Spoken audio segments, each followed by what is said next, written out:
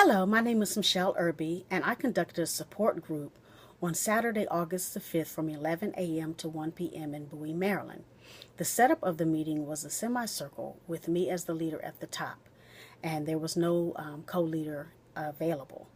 The meeting consisted of 6 participants, 5 female and 1 male, and the group was not an original group. It was not something pre-existing, but something that I created specifically for this assignment. And it was called Seasoned Singles, for those individuals who found themselves living single in the 21st century. Those members were 45 years of age and up. They could have been divorced, never married, widowed, or just found that they just didn't desire to be married for whatever reason. The purpose of the meeting was discussed, and that is basically how they felt about being single. Did it affect them at events? Did it affect them at family gatherings? Did it affect them in feeling a part of society? And so I opened up the group with the purpose and the norms, and asked the group if in fact they agreed with the norms, if they had anything to add. They all agreed, and we moved forward with introductions. They introduced themselves, giving their name, their age, and their marital status. For instance, my name is Michelle. I'm 51 years of age. I'm single as a result of divorce. The meeting progressed according to the timeline that I had proposed, and it was very high energy, very exciting.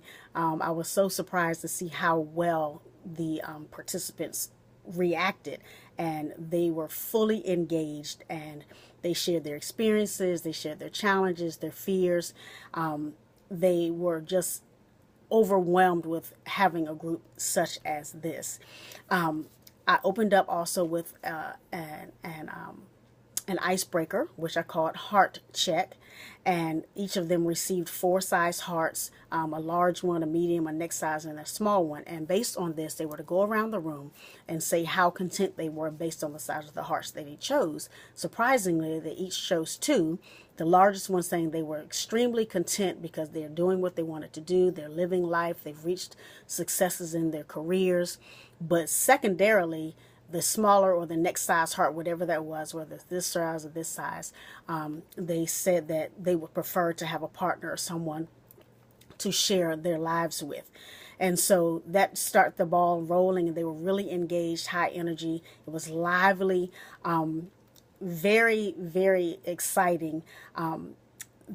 Some of them were very excited to the point that they were over talking or talkative or interrupting others. So I had to use one of the techniques of cutting off and say, okay, let's stop here and let's hear from this one or hear from that one. Some of them were excited when they wanted to, hey, yeah, that's me, of course, and so it was very, it was interesting. So I had to pull them in or cut them off. And then there was one young lady who was sitting back looking like she was very contemplative. She was in deep thought.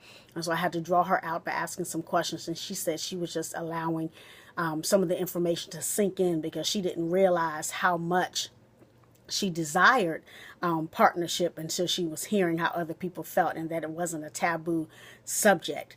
And then we also talked about what was in the room. Some people talked about challenges. Some people felt as if they wanted to understand themselves. Some of them stated that they realized that their singleness was a reflection or an echoed what they had seen in their own household, whether it was a single family or a 2-parent home, or so how they felt about singleness despite their current situation was a reflection about their family members. And also we talked about feelings about relationships, and for them to consider the field. So one of my next question was, consider the field that you're in, your circle of influence, whether it's work or school or your professional arenas and networks. How do you consider those as opportunities for you to partner up or to find a partner? And so from that, I told them, think about the book of Ruth, because most of them, I think all of them were Christians, and how Ruth was found, but she was in a strange land when she was found. When Boaz found her, she was in the field. And so I divided them into dyads and had them to discuss with one another their potential fields and what that looks like for them. And they had 7 minutes to discuss it. And so after 7 minutes, we came back and reported, and the individuals reported on the opposite person's field. And what really came out was some of them wanted partnerships, but they didn't want to go through the cumbersome task of getting to know someone or putting themselves out there. And so that became really interesting. And one person even said they were just too lazy to try. And so then after we discussed that for about 10 minutes, we shifted to dealing with two topics that we chose out of the bowl, one dealing with loneliness and the other one dealing with traditional versus contemporary dating.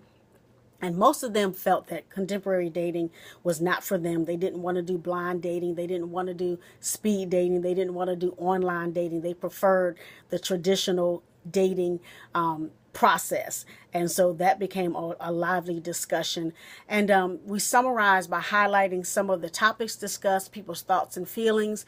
And I left them with a question to ask themselves, do they feel that their singleness is a state of permanence, or if it's something that they desire to get out of, or if it doesn't matter to them. And I told them to think about that on their own time and to figure that out when they're home.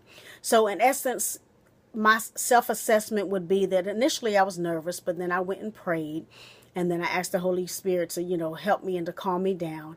And otherwise, the meeting went very well, surprisingly well, and very engaging experience.